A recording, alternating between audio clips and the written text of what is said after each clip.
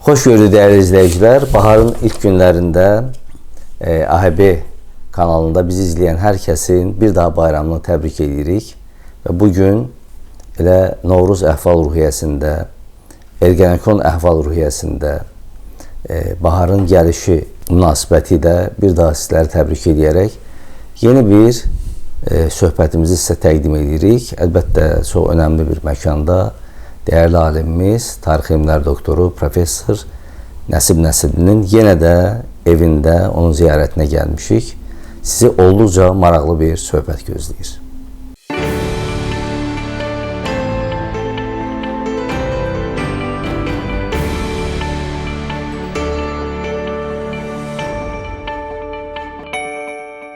Yəqin ki, Nəsib bəyi geniş təqdimata ehtiyac yoxdur. İstər bizim efirlərdə, istərsə digər efirlərdə onunla bizim söhbətimiz olub və siz ABTV izləyicilər onu yaxşı tanıyırsınız. Nəsib bəy, bir daha xoş gördük, bayramınız mübarək olsun. Yeni Novruzun ilk günlərində sizin görüşünüzə gəlmişik. Əlbəttə, səbəbsiz də deyil. Vətənimizin güneyində son günlər, özəlliklə martın 22-sində baş verənlər, Urmuda baş verənlər, təbii ki, bu günlər sizin sorağınıza gəlməyimizə, yəni bayram günləri də olsa səbəb oldu. Bir daha bayramımız mübarək, millətimizin bayramı mübarək olsun. Əlbəttə ki, bugünkü əsas söhbətimiz Urmu ilə bağlı olacaq, Urmudakı durumla bağlı olacaq.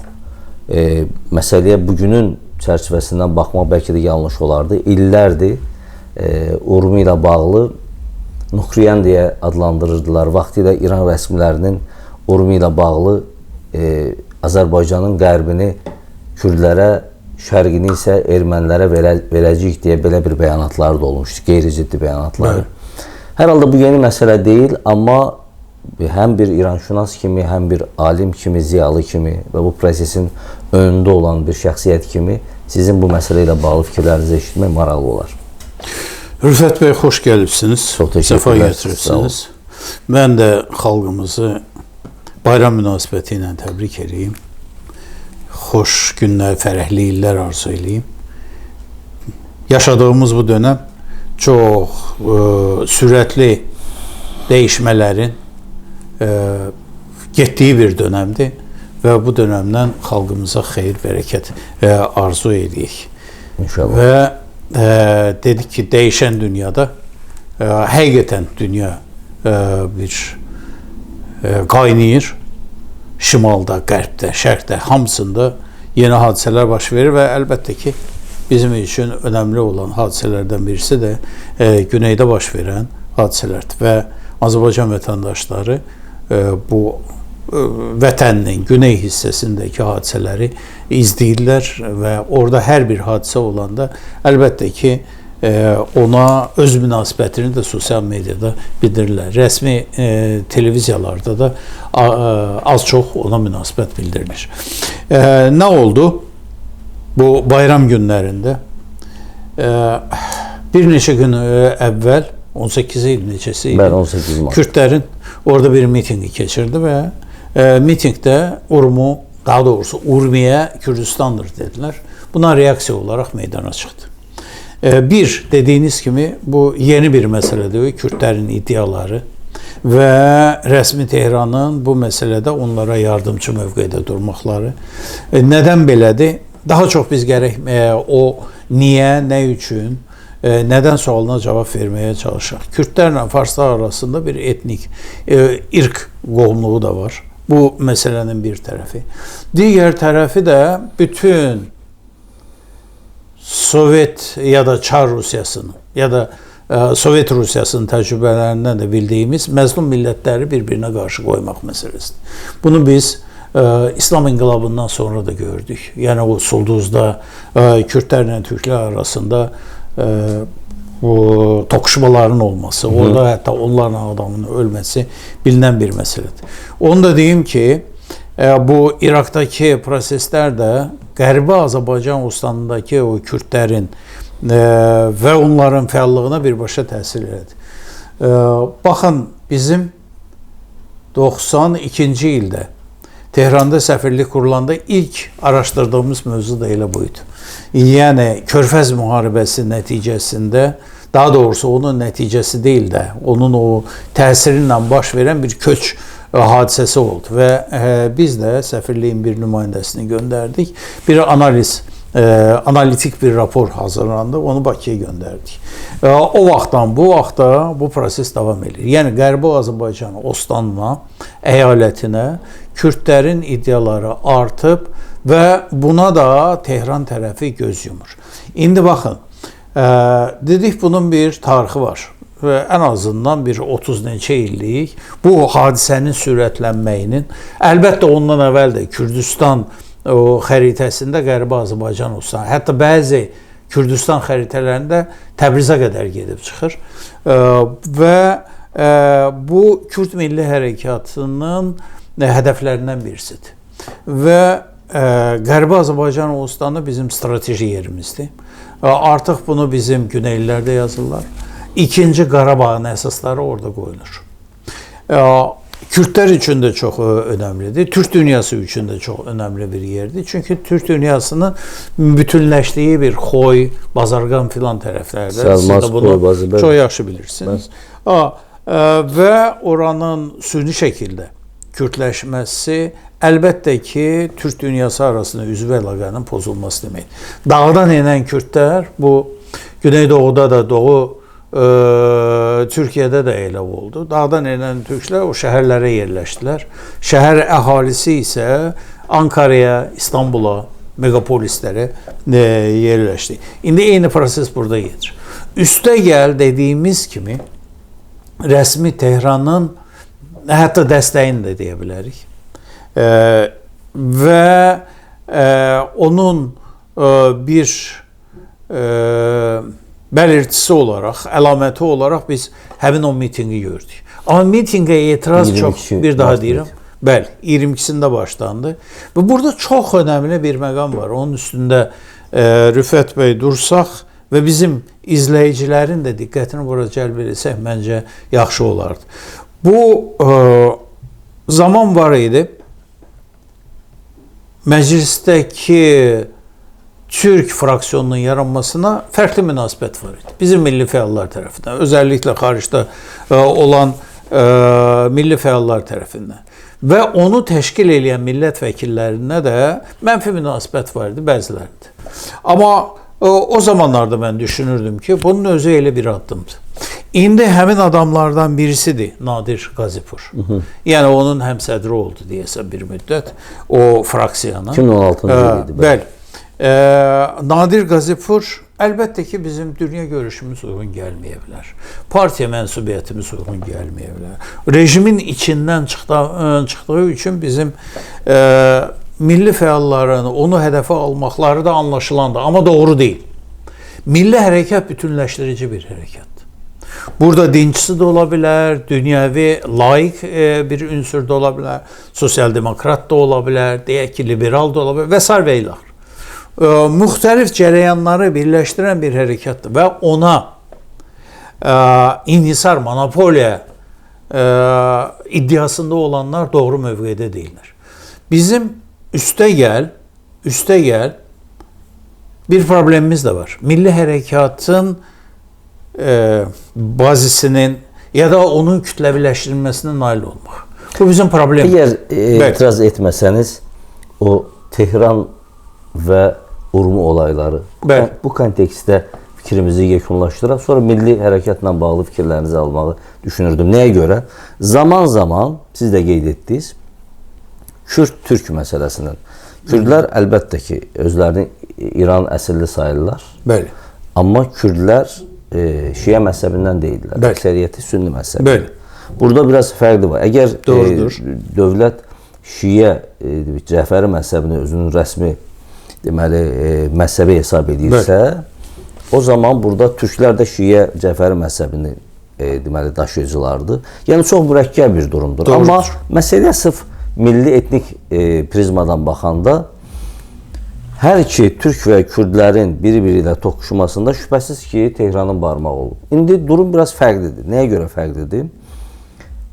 22 mart mitinginin təşkil edilməsində Tehranın maraqlı olduğunu mən düşünürəm ki, belə bir fikir dediniz. Yəni ki, dəstək verildi. Yox, mən tək o mitinqlə bağlı demədim. Mən bunu genəlliklə, ümumiyyətlə Əvvəllər bu şəkildə xalqlar arasındakı ziddiyyətlərin artırılmasında maraqlıdırlar dedim. Uzun illər elə olub. Bəli. Bəs bugün prezident kimi Pezeşkiyanın seçilməsindən sonraki durumu dəyərləndirək. Nələr dəyişə bilər? Çünki uzun illər Tehran bu məsələdən sui-istifadə edib. Bayaq dedim, Rəfsanjani dönəmində açıq-aşkar Təbrizdə etirazlar olanda təhdid olunmuşdu bizim soydaşlarımız ki, çox eləyərsiz, biz Şərqi Azərbaycanı ermənilərə, Qərbi Azərbaycanı da ostan olaraq da təbii ki, Kürdlərə verərək. Belə bir fikirlər dolaşırdı, mənə yaxşı xatırlayıram. Amma bugün ölkənin prezidenti türkdür və Kürdcəni də bilir, Kürdlərin arasında yaşayıb, yəni hətta onun bir Kürd kimliyi olması ilə bağlı da fikirlər irəli sürüldü, amma özü deyir ki, türkdür, biz də buna sayğı göstəririk. Atam da, anam da deyir ki, belə bir durumda proseslər hara doğru gedə bilər? Madam ki, bu məsələdə Pezeşkiyan da var ortada, bunun Pezeşkiyan, bax indi Nadir Qazipurun da adını çəkdiniz, bunlar da uzun illər bir yerdə, bir fraksiyada olmuş adamlardır. Bəli. Bunu idarə etməsini sizdən eşitdik. Bax, o çox önəmli bir məsələdir. Kürdlərin böyük əksəriyyəti sünnüdür. Bəli. İrandakı Kürdlərin də, digər o ölkələrdəki Kürdlərin də. Biraz şiyələr var, Kirmanşah tərəfdə, doğrudur. Bu ayrıca bir mövzudur, amma bunun çox qısa şəkildə deyək. Əslində qalanda indiki İrandakı o dövlətçiliyin əsaslarını təşkil edən bu şiə tandemidir. Bəli. Türklərlə farslar arasında olan. Amma burada etnik məsələ də gəlir. Və ümumiyyətlə İran çox mürəkkəb bir ölkədir. Tək etnik yapısına görə deyil. Digər məsələlərə görə də İran çox mürəkkəb bir quruluşa sahibdir və onun gələcəyi də bu mürəkkəblikdən dolayı belə proqnoz olunacaq bir vəziyyətdə deyil. Baxın, bunu demədiyim amma şüarlar nə idi? Yəni verilən o şüarlar urmu türktür, türk qalacaq. Eləmi? Azərbaycan yurdumuz, urmu bozqurdumuz. Bu torpaqdan pay olmaz, urmu Kürdistan olmaz kimi şüarlar verdilər. Və burada görürsünüzmü? Bu urmu Türkün alınmaz qalası. Bəli, çox gözəl şüarlardır. Əslində qalanda Azərbaycan Milli Hərəkatının şüar vermə o qabiliyyəti insanı heyran edir. Yəni o qədər gözəl, qısa şəkildə ifadə edilir ki, obrazlı. Bu şimalda yoxdur. Bizdə yoxdur. Və bu sahədə bizim üçün örnək ola bilərlər. İndi Doktor Pezeşkiyan dediniz, prezident seçildi. Səlahiyyətləri məhduddur. Amma hər halda ölkənin daxili siyasətinə filan təsir eləyəcək bir şəxsdir. Şübhəsiz prezident. İkinci şəxsdir. Belə deyək ki, bu dekorasiya deyil. Təsir eləyir. Baxın, o seçkilərdən bu yana Azərbaycan Milli Hərəkatı yüksələn xəttlə inkişaf edir. Hər gün bir hadisənin şahidi oluruq. Niyə? Çünki Doktor Pezeşkiyan milli kimlik stratejisindən vaz keçmədi. Onu davam elətdirir. Hər yeri gələndə onu bildirməkdən vaz keçmir. Demək ki, türklük məsələsi sizin də çox gözəl bildiyiniz İrandakı uzun müddət qadağan olundu. Onun üstünə daş qoydular. Hətta onu cinayət saydılar. Özünə türk deyəni pantürkist elan elədilər. İndi artıq rəsmi bir status alır. Çünki ölkənin rəsmi Cumhurbaşqanı ya da rəis cumhuru türk olmağından deyir, mən fəxr edirəm. Bu da onun nəticəsi. İkinci çox önəmli məsələ, Nadir Qazipur məsələsi. Milli hərəkatın sosial səviyyəsi nə qədər yüksək olsa, o qədər biz bu hərəkatın müvəffəq olma şansı artır. Yəni nədir? Rüfət bəy, bilmirəm sizinmi verilişdə ya da bir başqa bir proqramda mən bunu demişəm. Baxın, milli hərəkat, Türk Milli Hərəkatı ya da Azərbaycan Milli Hərəkatı İranda aşağı və orta siniflərin hərəkatı kimi başladı. Uzun müddət belə oldu. Çünki o dediyimiz o tandem, o Şiə tandemi əsasında hətta Rıza Pəhləvinin dövründə belə türklərin iştiraki təmsili orada təmin olunmuşdu. Bildiyimiz məsələlərdə ən pis halda Seyid Həsən Tağızadə nazir idi, filan idi, neft məsələsinin sözü keçən bir adam və digərlər, baş nazirlər oldu və s. Və yuxarı təbəqə Tehrandakı o Cəmiyyəti Azərbaycan dər Tehran filanın o üzvü olan şah dövründə belə, yəni onun qılıncının sağında, solunda kəsdiyi bir dönəmdə bu Azərbaycandan olanlar və digər yerlərdən olan türklərin çəkisi var idi və milli hərəkata qatılmırdılar. Hətta milli hərəkatın, belə deyək, biraz müzakirəli və mübahisəli bir mövzudur. 21 Azər hərəkatını və milli hökuməti onun zirvəsi götürürük. O belə yuxarı dairələrin, sosial dairələrin hərəkatı olmadı. Biraz da baxın. Bu da bir ayrı bir mövzudur. Bunu da danışmaq lazımdır. Amma çox vaxtımız da olmayacaq. Niyə?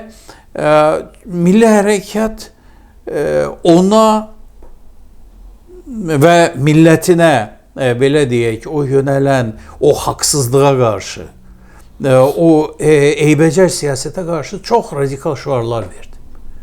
Və yuxarıların nümayəndələri də ondan elə bir keçindilər. Hətta mən düşünürəm ki, bir zamanlar, hətta mən bunu bir məqaləmdə yazmışdım. Yazdım ki, elə bil ki, bizim şüarlarımız o zamanın 2006'da da haray mən Türkiyəm ilk dəfə ki səsləndi. Orada elə şüarlar var idi ki, elə bil ki, o milli hərəkatın bazasını genişləndirməyə yox, Fars irqçiliyini gözünün açılmasına yönəlmişdi. Yəni, hərəkat yürüyür, gəlir, onu nəzərə alın, sanki demək istəyirdilər. İndi və şüarlar, görürsünüz, milli şüarlardır və bu radikal deməyə əlbəttə yeri yoxdur. Urmu türkdür, türk qalacaq.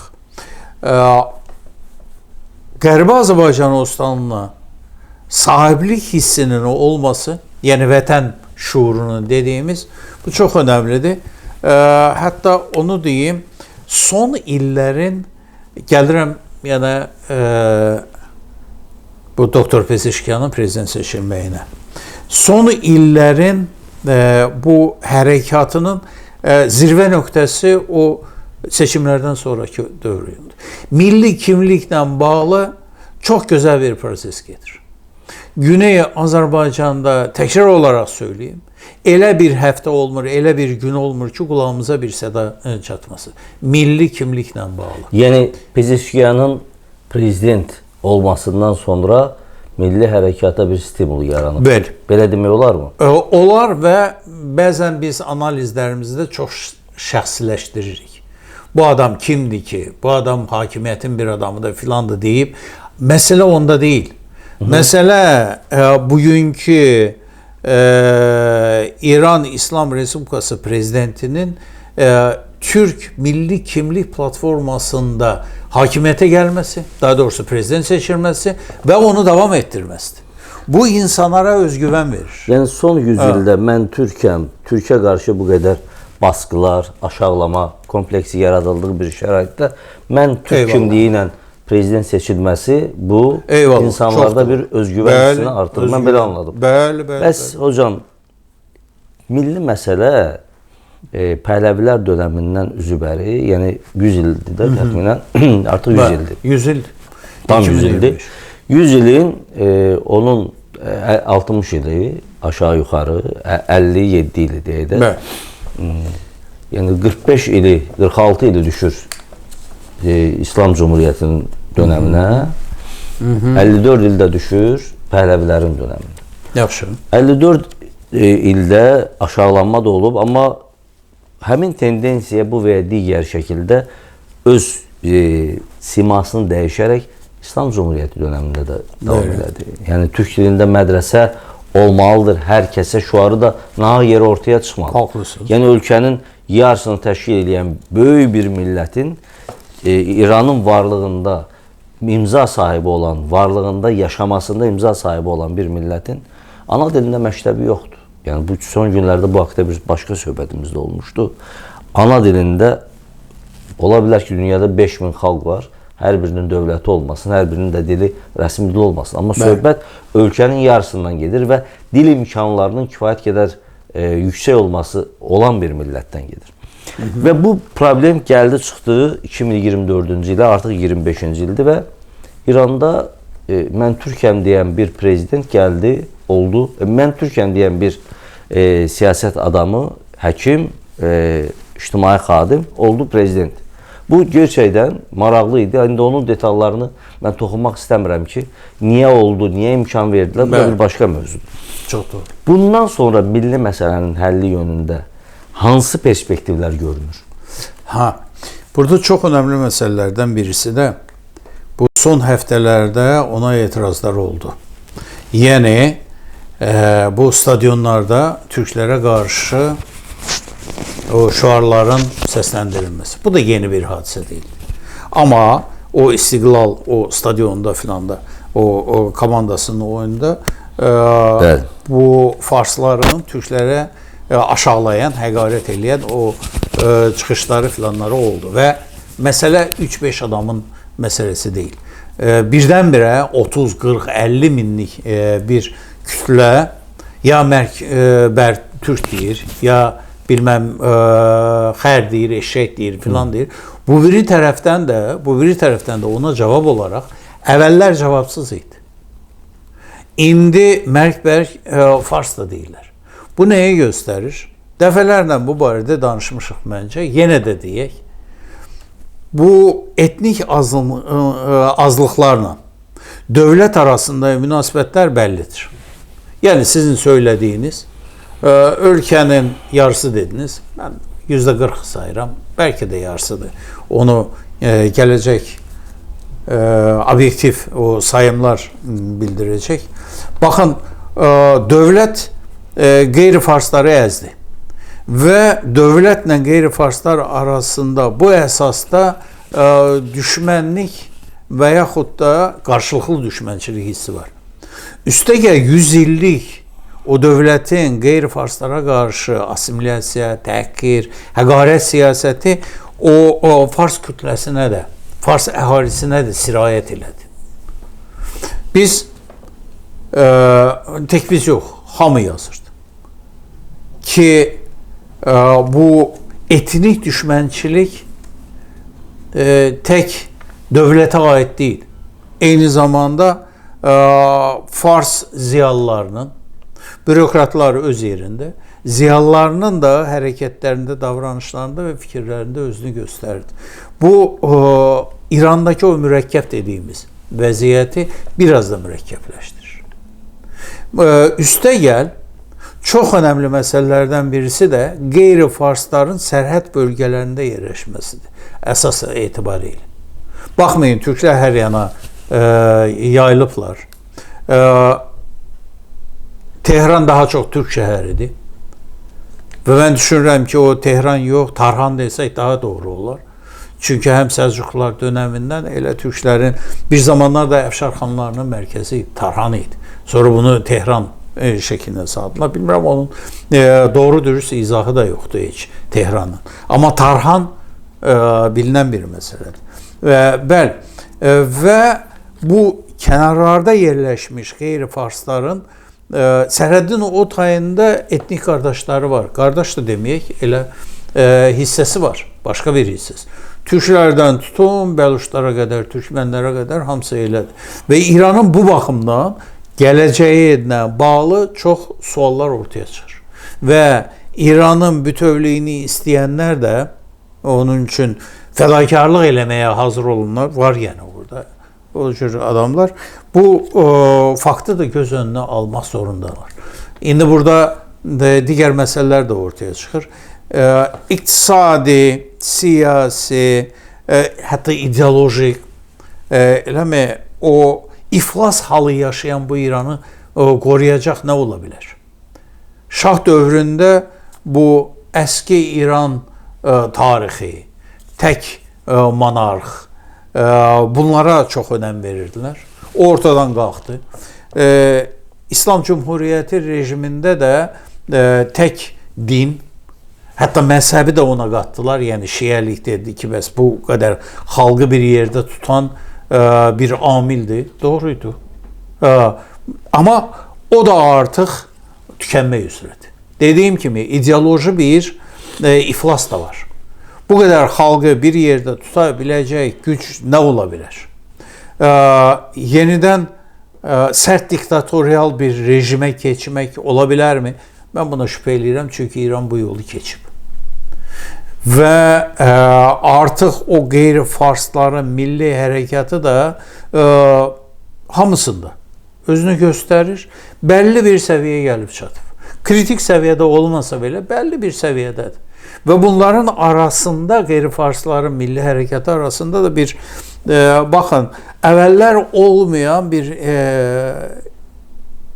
işbirliyi. İşbirliyi də özünü göstərir. İndi Urmu hadisələri Tehranın qorxusundan törənən bir məsələdir.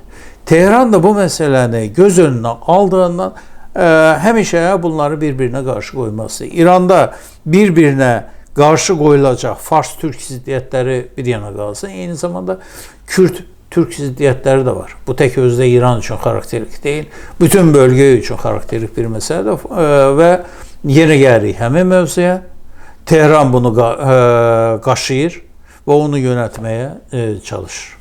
Burada məsələyə bir də məntəqə olayları, region olayları müstəvisində istəyərdim yanaşaq. Regionda durum... Yəni Orta Doğu mu? Bəli. Orta Doğu, Orta Şərqdə durum gerçəkdən gərgindir. Özelliklə Suriyada baş verən olaylardan sonra orada etnik faktorda daha da qabarıb. Burada beynəlxalq güclərin maraqları var. Böyük Orta Doğu projesi gündəmdədir. Bax, bütün bunları göz önünə alaq. Ortada Türkiyə faktoru, İran reallığı və bayaq dediyiniz kimi Orta Doğu, Orta Şərqdə baş verənlər. Bax, bu məsələlərin fonunda biz indi söhbətimizi Urmu olaylarından başladıq. Bu olayların dinamikasını necə görürsünüz? Bu olaylar həmin o baş verən proseslər, Orta Doğuda baş verən proseslərə qoşula bilərmi? Bunun nə dərəcədə perspektivi var? Qlobal səviyyədə dəyişiklər ya da bu çağırışlar öz yerində bu ayrı bir müzakirənin mövzusudur. Orta Doğu da artıq dediyimiz kimi qaynayır. Türkiyədə gedən proseslər də elə bunun belirtisidir. Ya Suriyadakı hansı ölkəyə baxsanız görəcəksiniz ki, orada bir dinamika var. Türkiyədə bir dinamika var. Azərbaycan Respublikasında o dinamikanı görmürük. Baxın, bunu mən nəyə gətirirəm? Bu bizi təhdid eləyən təhlükədə ola bilər. Bizim üçün yaranan imkanlar da ola bilər. Onu belə deyək, bizim milli maraqlarımız istiqamətinə yönəltmək üçün hadisələr hazır olmalıyıq.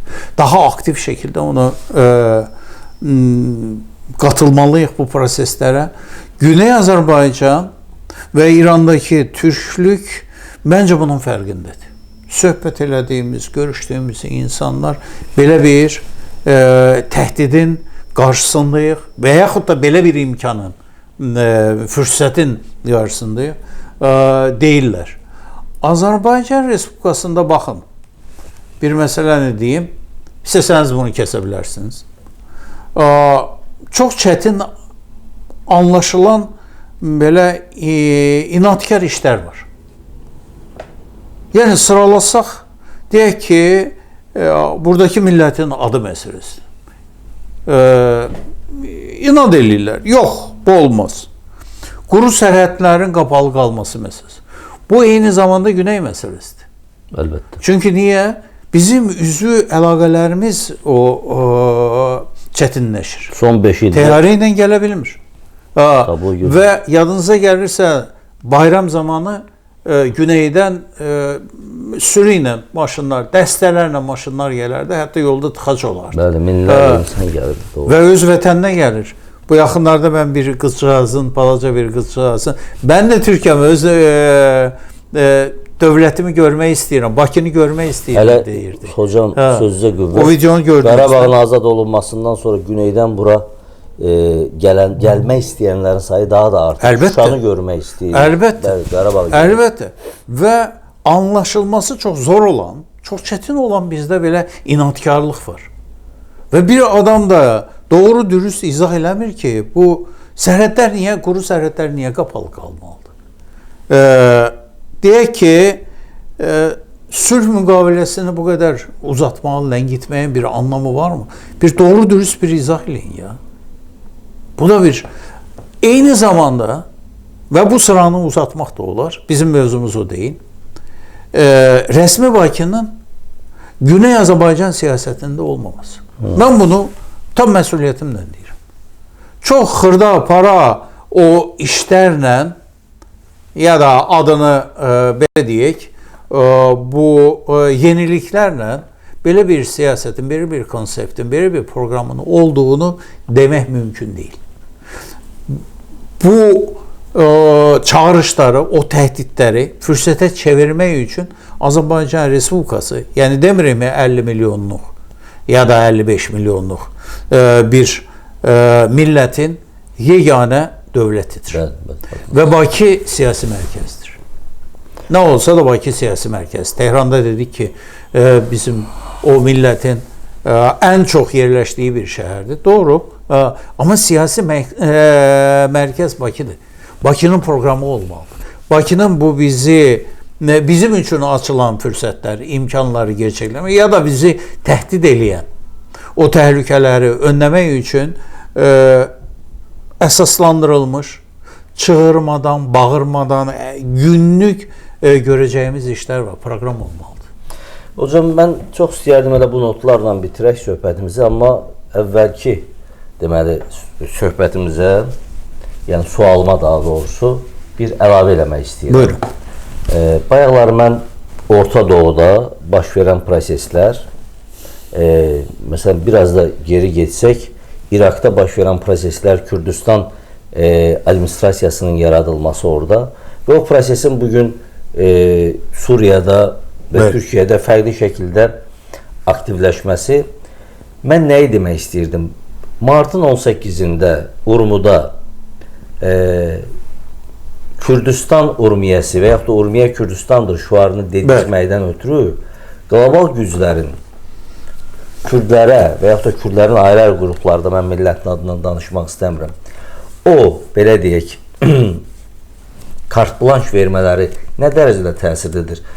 Yəni, Urmuda 18 martda edilən aksiya, təbii ki, 22 martda onun aksiyanın əleyhinə millətimiz... Cavab verildi ona. Bax, o 18 martda onlar o cəsarəti verən faktor nədir? Amma baxın, burada bir məsələni də deyək. Kürd Milli Hərəkatı Orta Doğuda, İran o cümlədən artıq gerçəklik. Bu gerçəkliyi göz önünə almaq zorundayıq. Bu bir fakt. Və onun arxasında da imperialist güclərin olması da bir başqa bir fakt. Yəni, onun bir tarixi var. Uzun bir tarixi var. Sovet İttifaqı zamanı o yaranmış. Burada bir xatirəmi deyim istəyirsiniz. Ben Moskvada oxuyanda o zaman bir gün Salih müəllim gəldi ki, bizim elmi rəhbərimiz idi. Salih Əliyev və Şərqşünaslıq İnstitutunun, Moskvadakı Şərqşünaslıq İnstitutunun orada politbüronun eksperti sayılırdı, yəni bu qədər nüfuzlu bir adam idi. Bir gün gəldi, dedi ki, nələrsə olacaq. Şərqşünaslıq İnstitutunda bir Kürd araşdırmaları sektoru yarandı. Və ona da, indi adı, soyadı yadımdan çıxıb, bir Türkologu qoydular başında, erməni millətində. Bizim İsmailiyədən idi. Türkçəsi də çox gözəldir, Türkçəsi var. Pis adam da deyildi. Salih müəllim dedi ki, nələrsə olacaq. Sonra PKK yarandı. Yəni, o dövrdən bu dövrə çox böyük bir, qanlı bir tarixi keçən. 70-ci illərdən deyil. 80-ci illərdən, 83. 84-də də o ilk əməliyyat mı deyək, ya ilk aksiyaları oldu.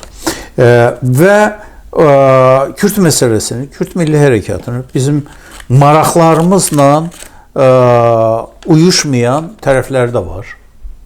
Bunlardan birisi də Qərbi Azərbaycan. Ostanla ideyalardır. Bunlardan digəri də Türk dünyasının o bütünləşməsinə düşmən münasibətidir. Əlbəttə. Eləmi? Bunu biz görürük. Deyək ki, Xoy, Mako filan tərəflərinin Kürdləşməsi filan. Bunu sıranı uzatmaq olar. Amma bir gerçəklik olaraq qəbul etmək zorundayıq. Nəyi? Kürt Milli Hərəkatını Orta Doğunun gələcəyini müəyyən edən amillərdən birisi kimi. Çünki arxasında böyük güclər var. Bir, hamısı istifadə eləmək istəyir. İsraildə, Amerika Birləşmiş Ştatlarında, Avropada, Rusiyada ondan istifadə eləmək istəyir. Sözümü nəyə gətirirəm? Biz gerçəkçi olmalıyıq. Bu türklük ümumiyyətlə onun gələcəyini təhdid edən bu təhlükələrdə görməlidir və preventiv tədbirlər hazırlamalıdır. Azərbaycan Respublikasına da çox böyük bir görəv düşür bu sahədə. Onu da dilə gətirmək istədim. Çox təşəkkür edirəm hocam. Əgər deyəcəyiniz yoxdursa, söhbətimizi burada yekunlaşdıraq. Valla sağ olun bu imkanı verdiyiniz üçün və inanıram ki, bizim insanlarımız güneydə gedən prosesləri çox diqqətlə izləyəcəklər. Təəssüflər olsun, bizim əlimiz çatmır, ona yardım edək. Amma bizim elə bu söhbətimiz də məncə ona yardımdır. Onların da ehtiyacı zaten budur. Və milli kimliklə bağlı, yenə də ona gəlirəm. Azərbaycan Respublikasında baş verən proseslərin hamısı ora təsir və oradakı da bura təsir edir və zaman gələcək, kaş ki elə də olaydı. Güneydən gələn əsən yerlər Quzey Azərbaycandakı durumun dəyişməsinə də təsir eləyəcək. Təşəkkürlər hocam, dəyərli izləyicilər. HB TV-də daha bir görüşümüzün, daha doğrusu Nəsib Hocanın evində, ocağında daha bir görüşümüzün sonuna gəlib çatdıq. Sağ olun, sağlıqla qalın.